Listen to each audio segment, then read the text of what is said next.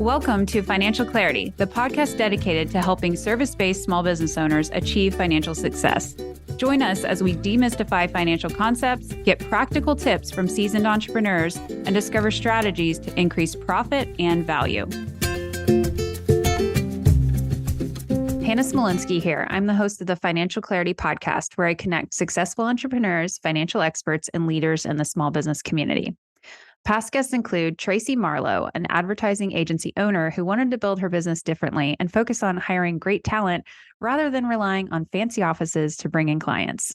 And Laura Scheel, a fractional CFO on our team here at Clara CFO, who helped create our strategic financial planning framework to help our clients think about their financial strategy all year long. So if either of those episodes sound interesting, please make sure to go and check those out on your favorite podcast app. And also remember that we record all of our podcasts here on YouTube as well. So we have the Financial Clarity podcast channel. So you can go and check that out if you like to be on YouTube. Today's episode is brought to you by my company, Clara CFO Group. Clara CFO is dedicated to providing financial clarity and profit maximizing solutions to small businesses. The team at Clara CFO are seasoned accounting professionals with a heart for small business. We help growth-minded entrepreneurs thrive through fractional CFO services and financial education. To learn more about Clara CFO Group and how we can help your business, visit claracfo.com. So I was introduced to today's guest by Louise Brogan, who was actually our very first guest on the Financial Clarity podcast. Louise is a LinkedIn marketing specialist who helps service-based companies build their LinkedIn presence and win more business through LinkedIn marketing. She has a fantastic podcast and a YouTube channel called LinkedIn with Louise. So to learn more about her, you can go and listen to our episode that we did together here on this podcast, but also go and check out her podcast and YouTube channel. If you're looking for tips on LinkedIn, how to leverage it for your business, definitely worth checking out. And you can also check out her website at louisebrogan.com. Today's guest is Sarah Russo. Sarah is the founder of Page One Media, a boutique literary public relations company. She is a publishing professional with over 20 years of experience working across the spectrum of publicity, communications, traditional marketing, social media marketing, branding, and business development. She has worked at leading publishing imprints and was the global head of audience engagement at the Oxford University Press, the largest not-for-profit publisher in the world. Sarah, I'm very excited to talk to you today. Thank you for being here. Thank you for having me, Hannah. I'm really excited to be here. Well, I'm very curious about this world of book publishing, but specifically kind of how to make it successful, because you hear all the time people who have books and they really don't kind of go anywhere. And then there's the books that are kind of the blockbusters or like the bestsellers. So I'm just excited for the conversation today. Thank you. You're not alone. It's mysterious. Yes. Yeah, I know. And so I'm like, ooh, let's get into the details, because I know that some of our audience has considered book writing, and we've had some authors on the podcast already, and we're going to have some more that are upcoming in the future. But I was kind of stalking your website and reading your bio, and as I was preparing to chat with you, and I have to say, you have a very, very impressive resume of everywhere that you've worked. I would love to know what led you to starting your own business when you've held like these positions with large companies, and what really started the entrepreneurial journey for you? That's such a good question. Publishing is a challenging place to be right now. I mean, I think it has been challenging for probably the last 10 to 15 years. Publishing has changed a lot since I started in the business. And we were the party of no all day, like every day, telling authors, no, we can't do this. No, we can't try that. No, we're not going to put this ad in the New York Review of Books for you. No, we're not going to put you on tour. Like it was just no all day long. And I didn't want to be that person who was constantly not only saying no to my authors, but saying no to the creative ideas of my team because there was no budget for that, or there was no time, or everybody was stretched so thin. So, I started Page One Media because I felt like we had so much more to give. And there was so much creativity out there that we just weren't allowed to tap into for our authors. And we want to be able to do that. And we do a lot of that here. That is such a good answer. I was not thinking that was going to be like why you would leave, but what was it about it? Like, did you see people that had amazing work to get out into the world, or was it, I mean, creativity of your team, ideas, but like, why was that something that you were like, no, I can't be here anymore? Yeah, that, you know, the authors that we were working with at Oxford in particular, they're all phenomenal experts, right? They're everything from, people don't think of a university press as like the general books that you see in a bookstore, but Oxford very much is. They publish almost 300 trade books annually, which is a lot for any given publisher. And that's, big history, things that you have absolutely seen. It's Pulitzer Prize winners. They've probably won more Pulitzer Prizes than almost any other publishing house. Um, right down to sociology, music, entertainment and dance, feminism, like every science and the environment, every topic that you can imagine, Oxford publishes into. And those experts, they have something really genuinely important to say. And we're at a really difficult moment in history where we don't like experts anymore, Mm. right? Everyone's an expert. Everyone can Google something or read, 10,000 words over on Wikipedia and claim that they're an expert in something. And that is not true. That is just not true. You can't read a book and be an expert on something. You can't graduate with a history degree and be a historian. You can't. So we are doing this to ourselves. And I really felt very strongly that we were doing a disservice by not getting these books out as widely and broadly as we possibly could. And that's not to say no publisher has unlimited resources. They just don't. And we don't here, right? We don't have unlimited resources, and neither do our authors. We are very scrappy about the work that we do and how we do it in a very cost-effective way. But it doesn't change the fact that, there was so much more that could have been done. And Oxford makes a lot of money. They're the largest single funder of the university. And, some of that could have gotten a little bit more reinvested, but that's above my pay grade. So I wasn't making those decisions. Yeah. No, that's yeah. I mean, it's something to think about. I mean, anytime you get into a really large organization, you start to deal with a bureaucracy of, Yes. decision making, and being able to be scrappy and be creative is not always in the process, and maybe not as well received. So what type of authors or books do you specialize in at Page One Media? Yeah, so we still work with a lot of experts who are writing nonfiction, but we also do literary fiction and fiction in translation, or sort of our bread and butter, the places that we go to most. We don't really do commercial fiction. We don't do a ton of business books, but we really do hone in on those individuals who are, historians, scientists, doctors, and lawyers, those types of folks. Yeah. How are they finding you? Um, I have a really big career network. Yeah. I've worked at a lot of publishing houses in my outside of publishers capacity. I've worked with a lot of publishing houses. I've worked with hundreds of authors over the years now. So it's all referral based. People come because they did well with us last time. Many of our authors stay on long term, so they'll just keep us on retainer between books, and we continue to, have that momentum, keep moving between those projects, which is important for an author, especially if it's going to be a significant period of time between book one and book two, or 3, 4, and 5.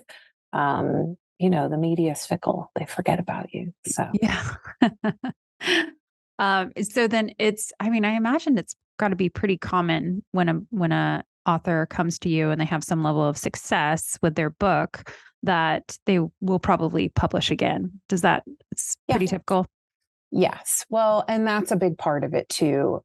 So in publishing, authors get what's called an advance on royalties. So that first lump of money that they get, it can be absolutely nothing. It could be $2,000 or $3,000. It could be millions of dollars, depending.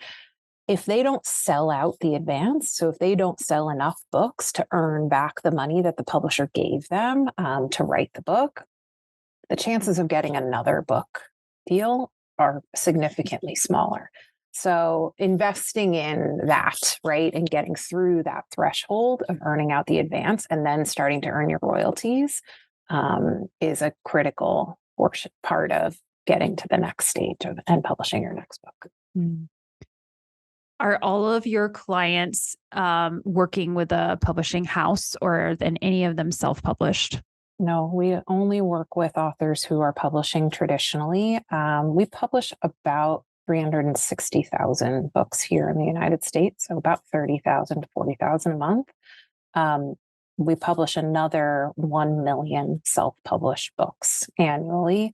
The competition is so high. The comparison I give is to movies. There's about 400 feature films a year, right? So when you think about the space devoted to publicity for a movie, it's huge, right? They need that publicity to be really, really high, but that's still 1 or 2 movies a day compared to our situation, right? Where it's thousands of books a day.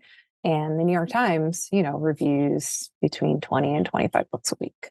So we don't have a lot of space for coverage. So every book that crosses the transom, we read it before we'll even put a proposal together for it. We really have to believe in the book. It has to be something that we feel like we can achieve. We can run a really great campaign and achieve for the book what we feel like are the necessary milestones in order to further the author's goals. So it's really important to us. Mm.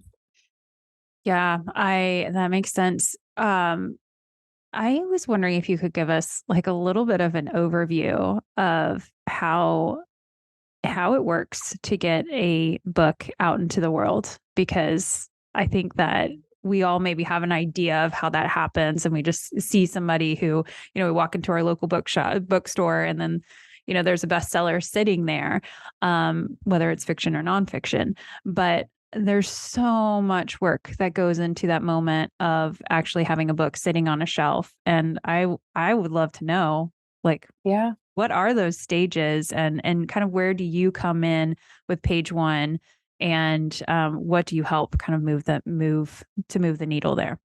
Yeah, so that's a great question. It's a really long process. And I think for many people who end up self-publishing, it's because they don't want to wait. Mm-hmm. It starts years in advance. You may get a book deal 3 years in advance, 4, 5. I've worked with authors who took 30 years to write their book, right? Like it can be a really, really long process, but that's unusual, right? Most authors aren't spending 20 or 30 years writing their books, but many of them spend 7 or 8 or 9. So it always starts with the writing. Many authors at the proposal stage are going to look for an agent. If they're not looking to publish at one of the biggest publishers, the big 5 publishers, they could probably, not get an agent and go out to small presses and find a home that way. So that's certainly, the first step is finding either an agent or a small publisher to publish your book. And then typically once you hand in the manuscript, so fast forward a couple of years from book deal to handing in your manuscript,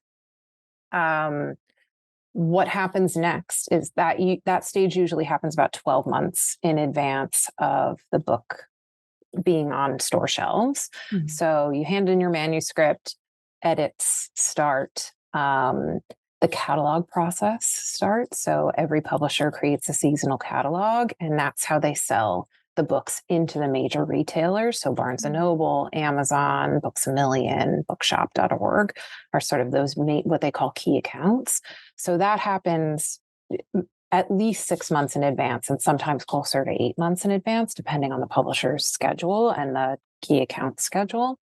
Amazon really puts the squeeze on publishers. They make it incredibly challenging to surprise make any money. Yeah, it's a little bit hard. Mm-hmm. That bookstore, the bookstore that Amazon was, is now the everything store, and publishers are their biggest loss leader. Mm-hmm. So that's something to keep in mind when I say, from the beginning that publishers are saying no, more and more. It's because they can't make enough money, right? Amazon selling sometimes 60% or more of a publisher's inventory. So when that's the case, they have a lot of leverage. So to get back to the question though, so usually we come in at that 9 to 12 months in advance of publication point. We do sometimes talk to authors before that. We've done consultations for authors, read their proposals, looked at their marketing and publicity sections, and help revise those. So we can do that type of work for authors as well. But for the most part, we come in campaign wise and start work about 9 to 10 months in advance. And it depends a little bit on what we're doing for them. And this could be true of other literary PR firms, but also individual freelancers and your in-house team, depending on what they're providing for you in-house. But we work on platform building for our authors, events and speaking and lecturing. We book all kinds of media, but we do other things that sort of help build in advance of publication. So that expert positioning work, I like to call it, where they're doing podcasts, they're writing op-eds and we're placing them in Main Street outlets for them. So just trying to raise the visibility of the author before the book publishes. And then all of those book reviews and the NPR interviews, and if you can get them television interviews, start to happen. Mm. Is there a big push now for individual authors to have social media platforms? Yeah, there has been for quite a long time, to, I think, somewhat to the detriment of publishing a little bit. Like there are some circumstances where a publisher will say, you don't have any social media, so we're not going to publish you. Mm. And that I think is unfortunate because social media is not the only way that people connect with others. And not every author is cut out for communicating on social media, that's not the best way that they do things. They may be better in person. They may have a really wonderful literary community around where they live. Like there are other ways to connect with people in real life and not just online. So, but yes, publishers love a big social media presence. Right now, TikTok is like, the social media du jour for books. Like you walk into your local bookstore and there's like a table display. It's like, these are the books of TikTok this week. And for whatever reason, like TikTok is actually selling books, whereas Instagram and Twitter never really moved any quantity of books. I don't know what's different, like why it's so effective, but those people on TikTok, they're purchasers. They're activating and going into their local bookshops or going online and buying. So that's a really interesting shift in social media. So I think those publishers who for the last 8 to 10 years have been saying, oh, you have less than 150,000 Twitter followers, we're not going to publish you. Like that's just unfortunate because Twitter was never selling books anyway. Yeah. So yeah, interesting. Well, I also imagine that it also depends on who the ideal reader is for that book. Like, are they even on social media? Is that even where they consume content? Because I imagine that especially some of this like nonfiction type work, that there might be readers that are not really spending time. Like they might be reading the Wall Street Journal or something, but they're not necessarily browsing TikTok. Yes, no, that's absolutely true. We have a blog post over on our website called it's about how to create your ideal reader avatar, which I'm sure the marketing terminology around creating an avatar is your ideal customer avatar. So we've just tweaked it for readers. I think it's great for an author, whether they've written the book already or they're still midstream in like the progress of developing the book, to think about who that ideal reader is for them and develop what that looks like. And we sort of guide people through how to do that over on the blog, because where they are is indeterminate, right? It depends on who you're writing for. And you do have the power to think about where they're living, either online or in real life, what they're reading, what they're listening to, and how they're consuming their books, right? Are they ebook readers? Do they only purchase in paperback, right? Like, so like, how do you think about where that person is and how you reach them? So we do that for every new project here. We create an avatar and think about shaping the campaign around where we think that ideal reader is living. Mm. That is really smart and strategic, very much so. Because I imagine too, like you said, resources are not unlimited, so we need to Yeah. be really clear on who we're talking to. Kind of on that subject, I imagine that lead up time to the actual publishing of the book and making it widely available is incredibly strategic. What are some of the mistakes you see authors making in that time between when they've turned in the manuscript and then the publishing? Yeah. The biggest thing is they spread themselves too thin. Mm. And I think this is true of all of us, right? If you're starting a new business or whatever it may be, you've got small kids, right? We all spread ourselves too thin. We want to do all the things and we want to do them all right. But you're much better off choosing a few strategic goals and finding paths for achieving those goals rather than taking everyone's advice. And everyone has advice for authors. Like, people don't stop giving authors advice. And then they start running around like chickens with their heads cut off, right? Like, they're just this way and that way and all over the place. And then you've achieved nothing because you didn't focus on anything in particular. So I think starting with your budget, thinking about what can you really afford to spend? What kind of help do you need to support you? And then if you can't afford any support, what are the things that you're going to do for yourself? There's lots of information about how to market and promote your book.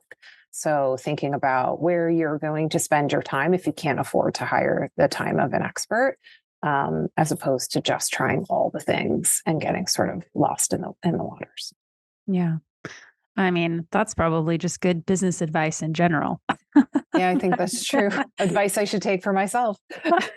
Well, I mean, I've done it too for sure, but especially in marketing, because I feel like marketing or PR, either side. I mean, there's so many avenues that people can go, and you have finite time, finite resources, and thinking about where you put that time is huge. Who actually hires you to do this work? Yeah. So authors hire us, but publishers also hire us. And we also they're a smaller portion of our clients, but we work with what I think of as literary startups or more corporate type campaigns. So we're working with the Dayton Literary Peace Prize right now, which is just a really phenomenal book award. That was founded out of the Dayton Peace Accords. So there's organizations like that we work with. But for the most part, most of our projects are book centric.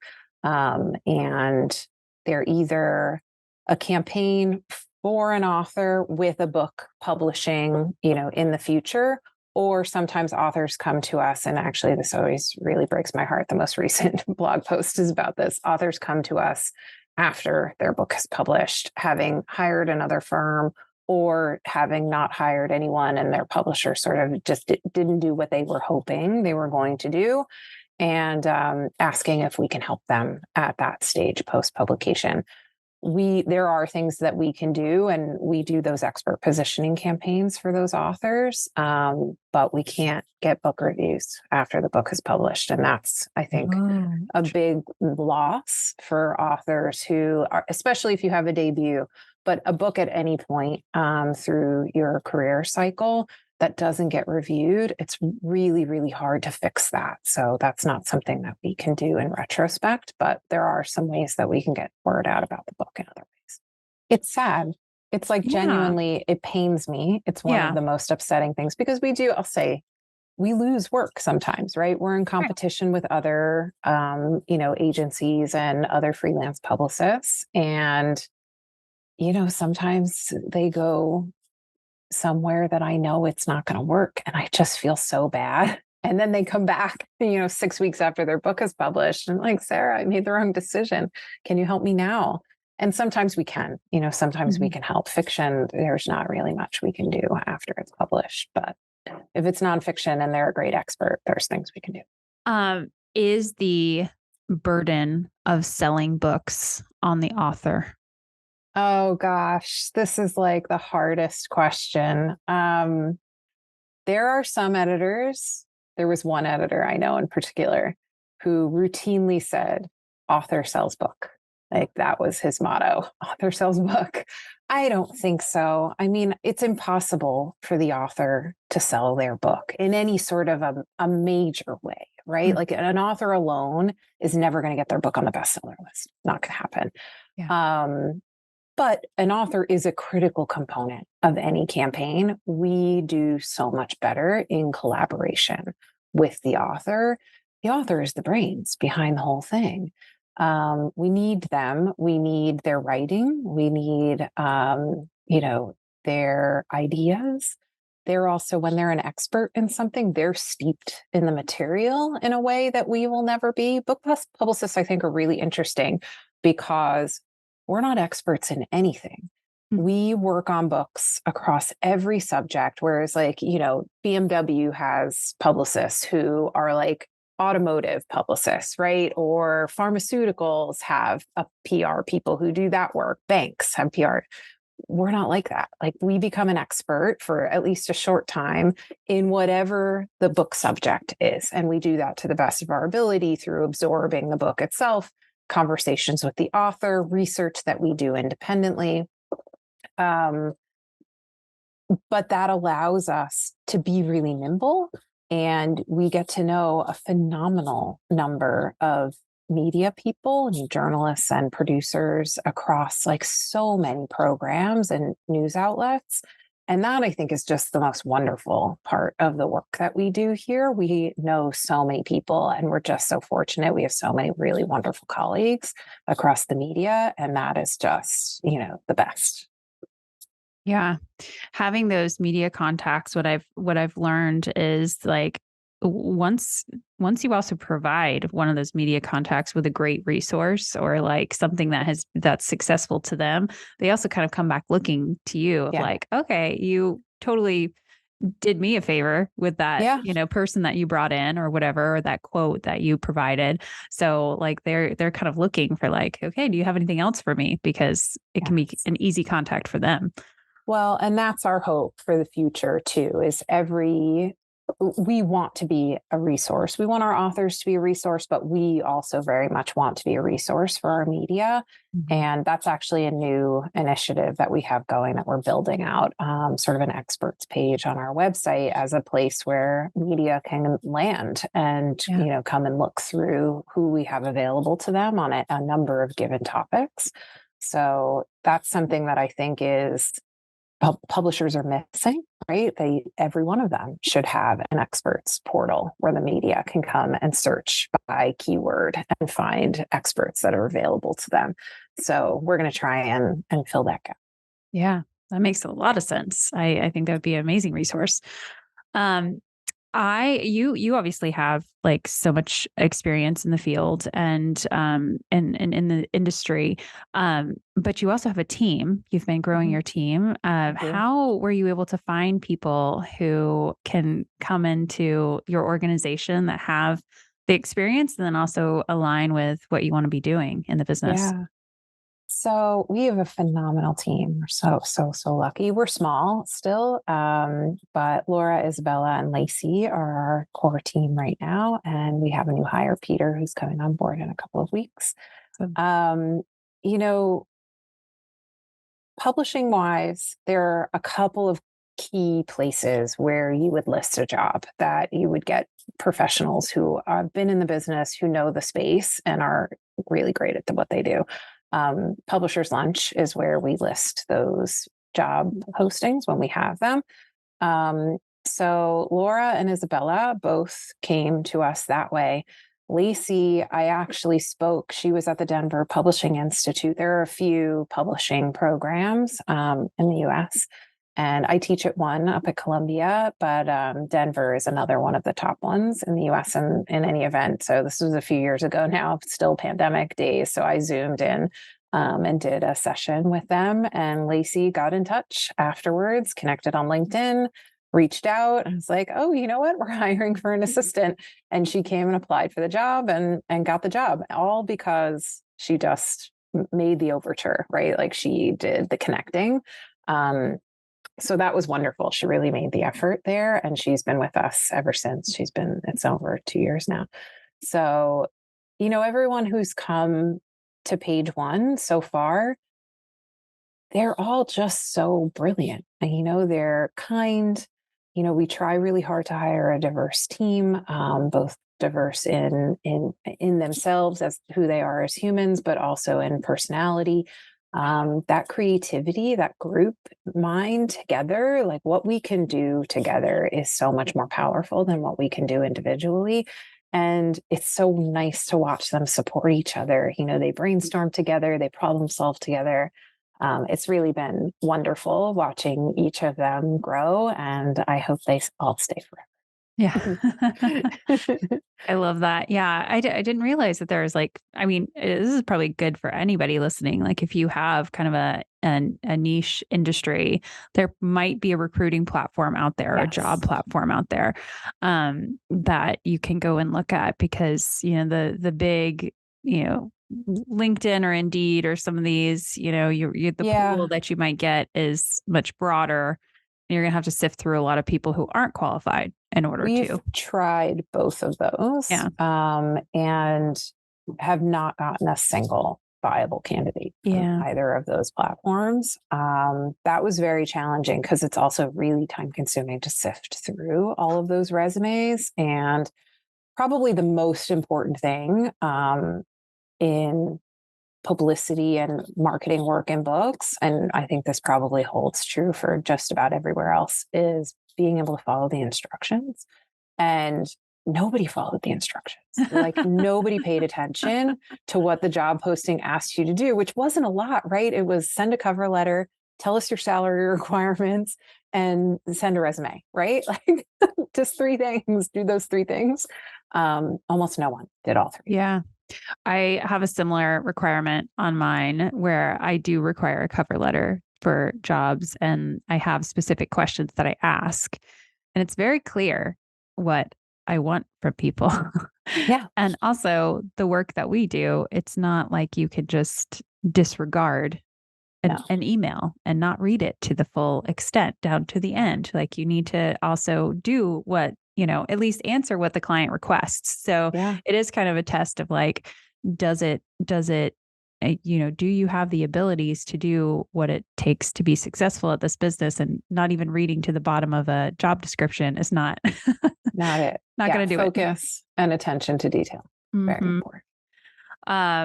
Well, so as you've been growing your team, I'm curious what have been some of the hardest or kind of some of the, maybe not even the hardest, but what have been some of the financial challenges you've experienced as you're growing as an organic growth business, not taking outside investment, and I believe not relying on debt as well. Yeah.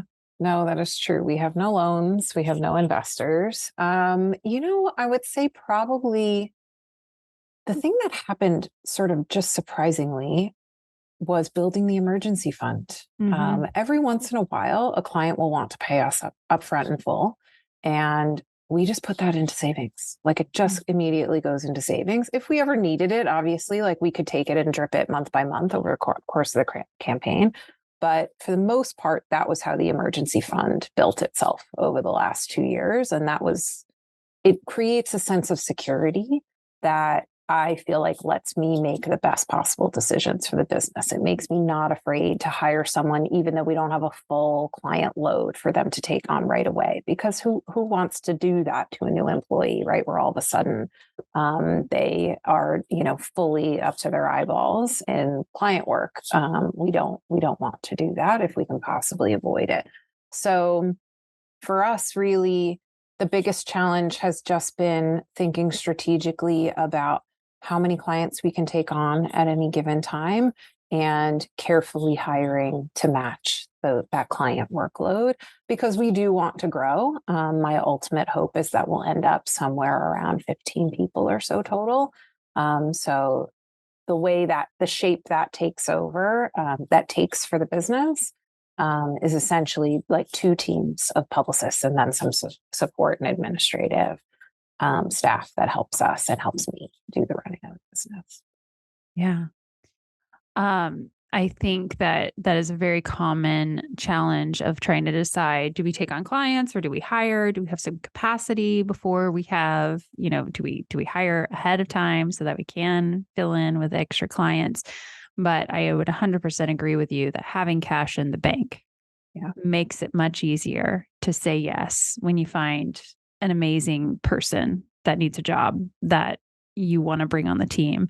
Yeah. I mean, having cash in the bank like that can be, all the flexibility, and, going through and weathering hard times too, like going through COVID where, maybe people aren't doing what they would normally be doing, or maybe they're just scared to spend money, whatever it is.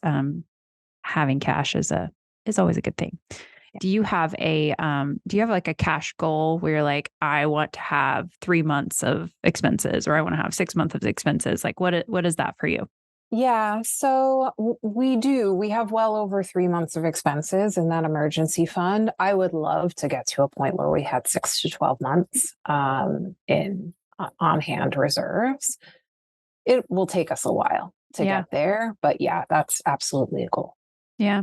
And then, I mean, there's kind of some differing philosophies on that too. Like, I think there's some people who would probably say, maybe it's too conservative, and then maybe you're not taking enough risks to grow if you're holding on to too much cash. But I think that's really individual for a business, like a business owner, especially in situations like ours where we're growing our businesses. Nobody else, it's not anybody else's pockets that are funding this. It's really about like, if we're making the choices, it affects our personal finances. It affects, could affect, if your business goes under, maybe your house is tied to a loan or something like that. I mean, it can be so personally tied to your personal welfare as well as your business welfare. So I think it's a real individual decision on what makes you feel comfortable in the business. And I think my encouragement to anybody listening is like,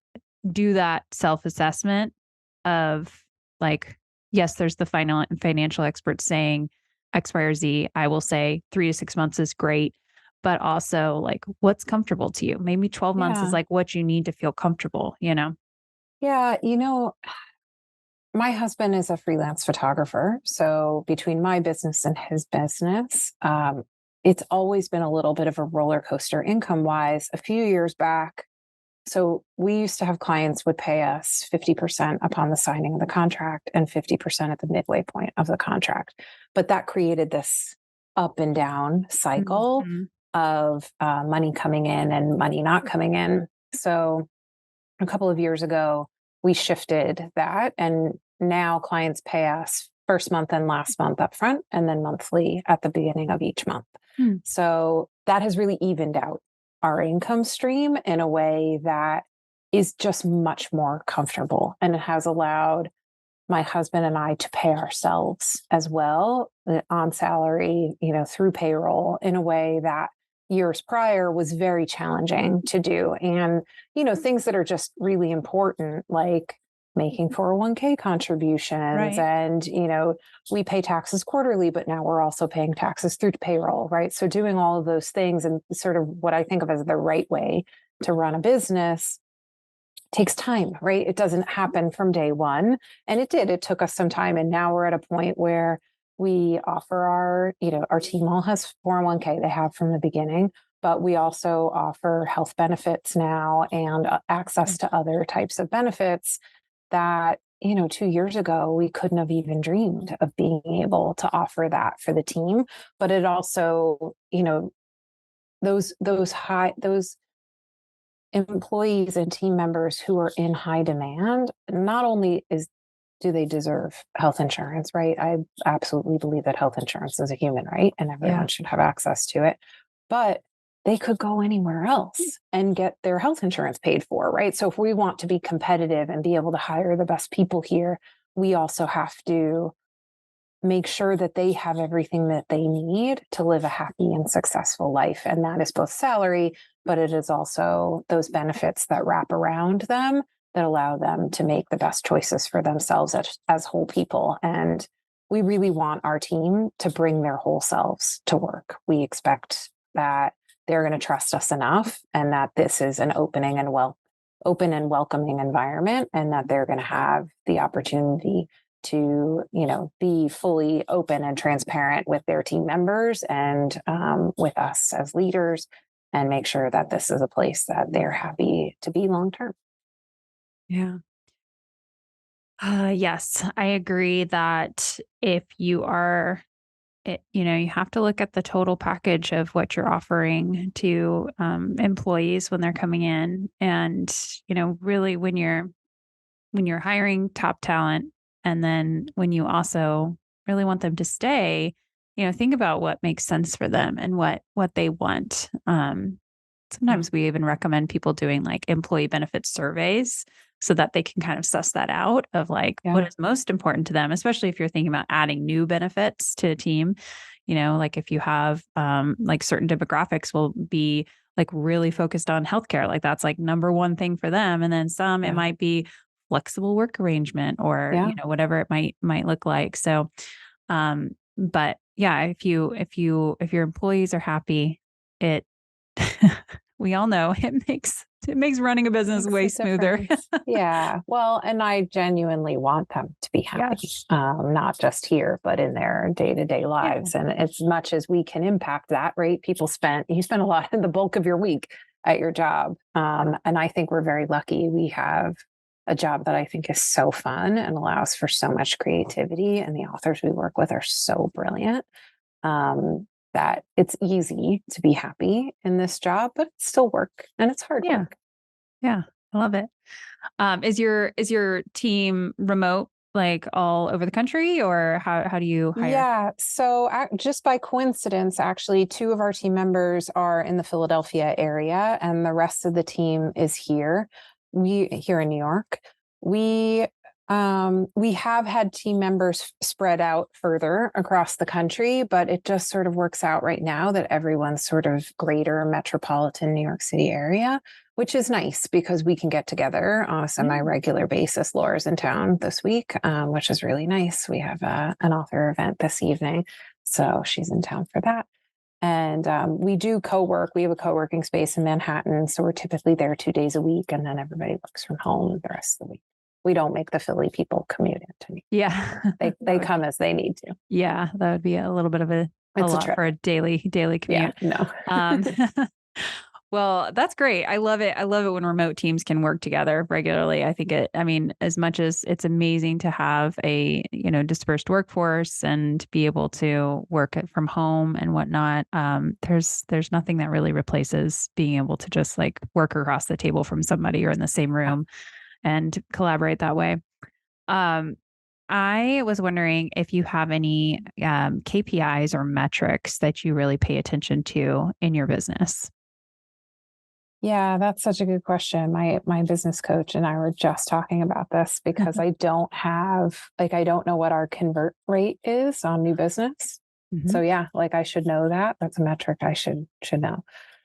Honestly, not nearly enough. Mm-hmm. So we're in a position right now where, it's just me doing that work for the most part and doing everything else too, right? Running payroll and doing all the budgeting and so many things. That's a lot. And all sorts.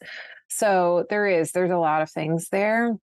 I think the things that would be really, really helpful for me to understand metrics wise that are definitely on my radar that I would like to bring to the fore in the next year are that conversion rate on new business. How many proposals are we sending out and how many of them actually join us?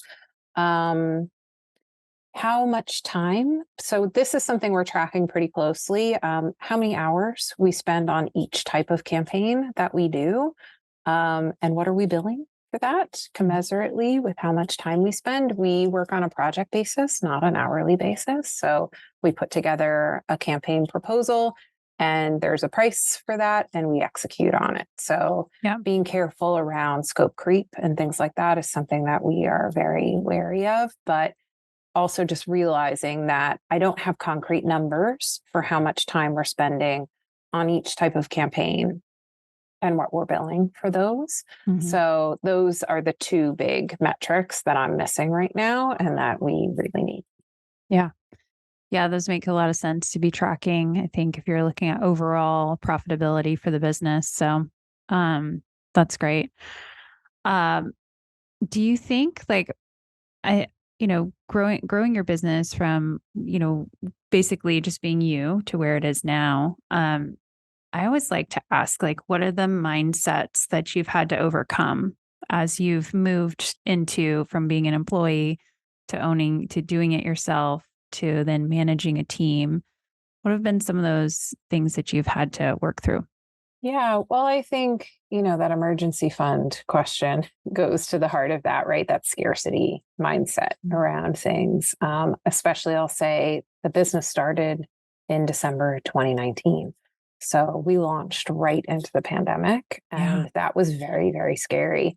So we were very fortunate. There was no slowdown for books. Things really exploded for us very, very quickly because authors were really frightened, right? What was going to happen? Their publishers were working at home for the first time ever. Like they weren't sure what the support system was going to look like. They couldn't go do bookstore events like they used to. Like everything was changing. So there were a lot of people looking for support. So we never slowed down, but it was scary in the beginning. So I would say that's, being sort of born into that business wise is something that has definitely stuck with me and, makes that emergency fund feel like a comfort more than anything else. And I think I will eventually, as I grow into this CEO role, I'll get better at how I feel about that. But it certainly does. It comes back to visit me, from time to time as I'm thinking about a big change. Right now, we're interviewing PEOs. We've been with one PEO this year. We've been very unhappy with them. So we've spent really a lot of time researching and interviewing new PEOs. They're expensive. It's a really big investment for a company that's as tiny as ours, but I need the support there. And it's why we put the money there last year when we went on board with this company that we're currently with. The idea was that it was going to save me time. And this company in particular has saved me absolutely no time. If anything, it burns up a lot of my time. Yeah. So the change is necessary, but again, a lot of time spent researching, and the transition, I am sure, like the transition last year will take, dozens upon dozens of hours to move ourselves over. So we'll get there, but having that support system and having what I feel like our top level benefits for the team are absolutely vital to our survival. So making sure that happens the way it should is really important. Yeah. Yeah.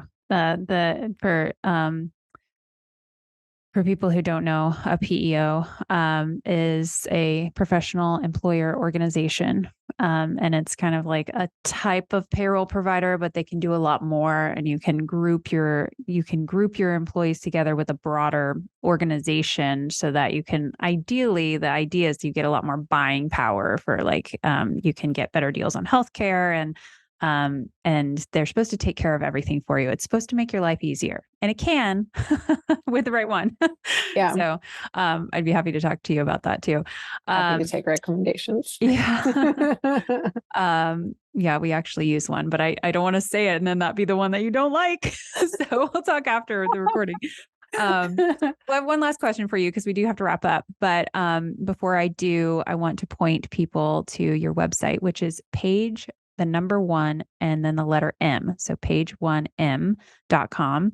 And the last question I had for you is, I imagine you read a lot of books and maybe you don't have time for business books, but I was curious if you have a favorite business book. Yeah, so I do actually. I really love They Ask You Answer as a marketing business book. Okay. It's outstanding. And I think for any business that is looking to increase their profile online, the method in They Ask You Answer is brilliant. And actually, I'm shocked and disappointed in myself that I didn't think of it first because it's so smart and so effective. So I highly recommend it. Okay. It's called They Ask You Answer. Correct. Okay. I have never heard of this book before, so I'm very excited to go and grab it because I'm always looking for marketing help. Yeah. Well, Sarah, this has been super informative for me. I feel like I got to pick your brain a little bit on just a process that, or just a whole world that seems very opaque and confusing sometimes. So I appreciate you being so forthcoming with all of this information, and I'm sure people will get a lot of information out of it. But if anybody wants to reach out to you, besides going to your website, is there any other way that people can connect with you? Oh gosh, yeah, I'm on everything. LinkedIn, Blue Sky, Instagram. I'm really not on Twitter anymore because it's just a cesspool. It's a little dumpster fire over there. What else? I'm on TikTok, but I don't really use it. So yeah, you can find me anywhere. LinkedIn is probably a good spot to go. Okay, great. Well, thank you for taking the time today. Thank you for having me. It's been so fun. Thanks for listening to the Financial Clarity Podcast. Be sure to check out the show notes to learn more about today's episode and click subscribe on your favorite podcast app.